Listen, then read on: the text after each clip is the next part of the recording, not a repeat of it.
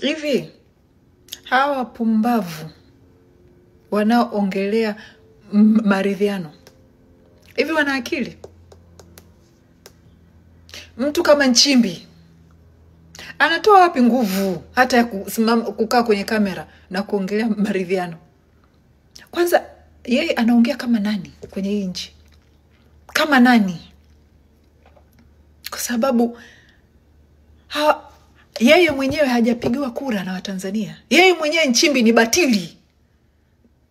Yeye mwenyewe Nchimbi ni batili. Watanzania hatumtambui Nchimbi, hatuitambui hiyo serikali. Samia ndo kabisa. Sasa wanataka Watanzania wafanye maridhiano na serikali ambayo hata hawajaichagua, na serikali ambayo ni batili, serikali ambayo hawaitambui.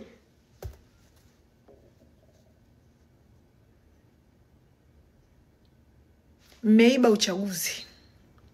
Mmepora Watanzania haki yao ya kuchagua viongozi wao. Hayo ni madogo, ila mmeua watoto, mmeua vijana maelfu na maelfu. Mimi personally naamini mmeua zaidi ya Gen Z 10,000. Na kuna siku this will be proven. Siku this will be proven pale ambapo kila Mtanzania atakuwa free kutoka na kuweka jina la ndugu yake aliyekufa. Mmeua watu zaidi ya 10,000. Alafu mnataka wananchi hawa wafanye maridhiano na nyinyi wauaji? Watoto wetu wamekufa, tufanye maridhiano? Watoto wetu wao wamekufa bure? Hatuendi kutulia, hatuendi kupoa mpaka tupate katiba mpya, mpaka uchaguzi urudiwe. Hakuna kitakachoendelea ndugu zangu.